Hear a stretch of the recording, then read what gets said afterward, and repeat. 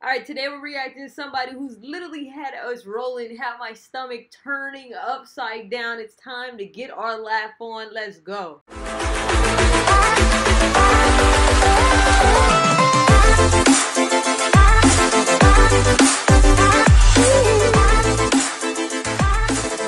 Subscribe squad, it's another day, it's another dollar, it's time for another freaking reaction, because that is what we do. You look at me and I look at you, you look at me and I look at you, you look at me and I look at you. That is what we do. But before we react to some more Louis C.K., I need you to do me a favor, hit that like button, hit that sub button, hit that bell button, because you can ring my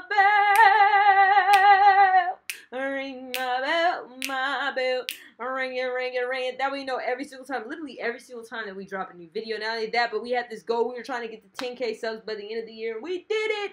So I dropped that Icon remix. Make sure you check out that Icon remix. It'll be up here. Click it, go to it, tap into it. Next goal is 20K subs by the end of the year. I know for a fact that we can do it. 1, because we hit our first goal. 2, because we have no excuses, none whatsoever. You're out here getting it, I'm out here getting it, so we're gonna go ahead and get it together. But today, it's not time for them bars. It's not time for all that. It's time to laugh to some Louis C.K. And today specifically, we're going to check out his little take on Soviet Union, aka Russia. So, what you got for us, Louis C.K.? Make us laugh. Let's go. And at the time, I was a writer for the Conan O'Brien show, and I had written there for 2 years, and I was burnt out, and I didn't want to do it anymore. So I went to the head writer, and I said, I have to quit, because I think I'm going to have a nervous breakdown. And he said, take 2 weeks off, and we'll pay you for the 2 weeks. And I said, okay, I'll do that. So I had nowhere to go, and I thought, maybe I'll go to Russia. Who in the history, and this is no disrespect to Russia, but who in the history of Americans be like, okay, so I'll just go to Russia? Since when? Since when? We don't do that. We don't. Not to say that you shouldn't go on vacation, but typically people, no, it just doesn't happen. Let's just be honest. It doesn't happen. It's okay. So I had nowhere to go, and I thought, maybe I'll go to Russia. I really don't know why. I can't really explain any decisions I made then.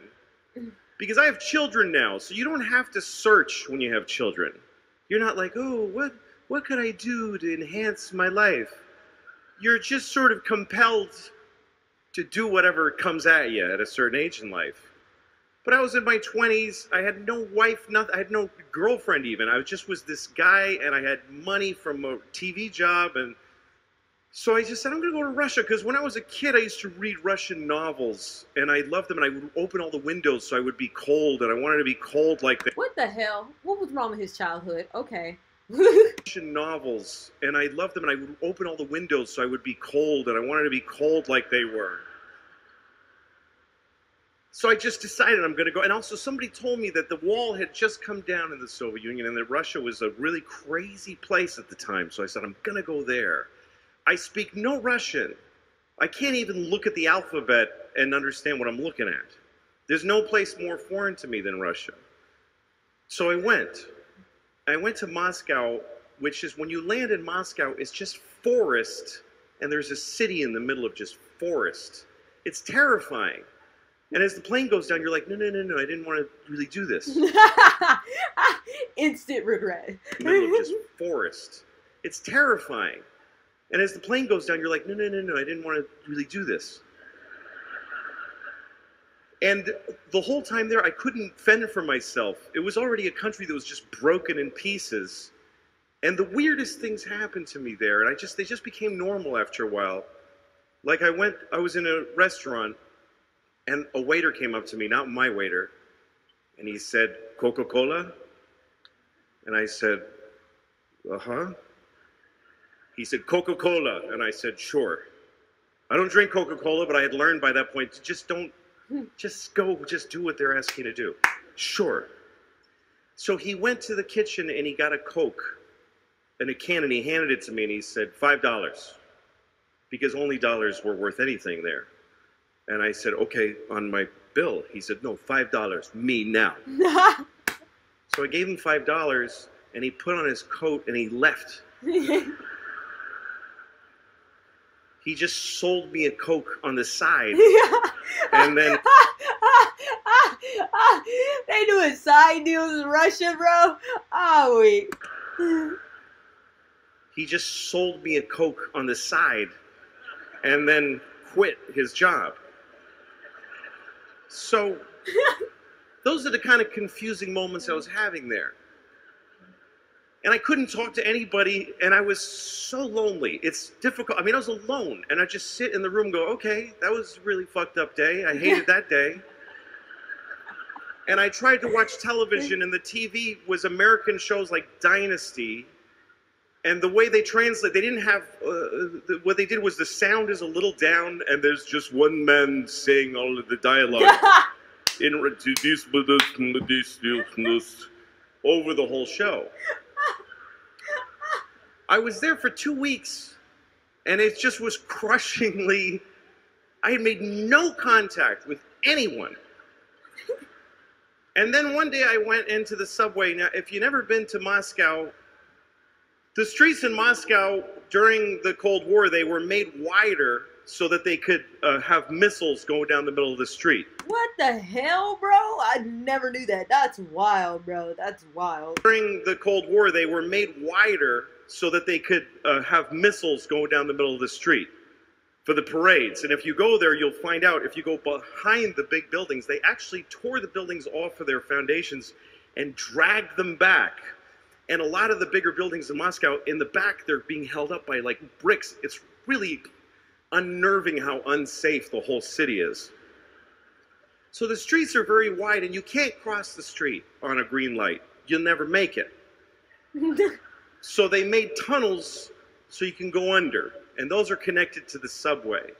And the subway in Moscow, you go down in an escalator, and you keep going until you think, it just keeps going. Like, this is so deep, this is really upsetting. But anyway, everyone hangs out in these tunnels. I went in the middle of December. I went to Russia in the middle of December alone. And I'm standing in the subway, and I'm watching a violin player. And the one thing about Russia, still today, I think, is that no one has any money.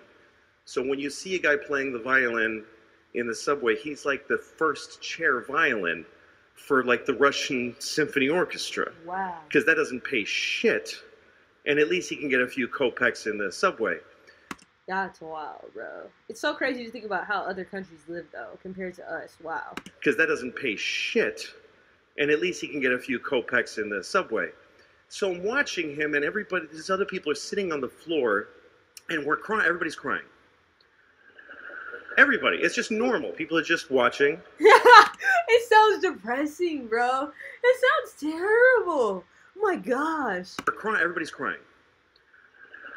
Everybody. It's just normal. People are just watching, just wiping away tears.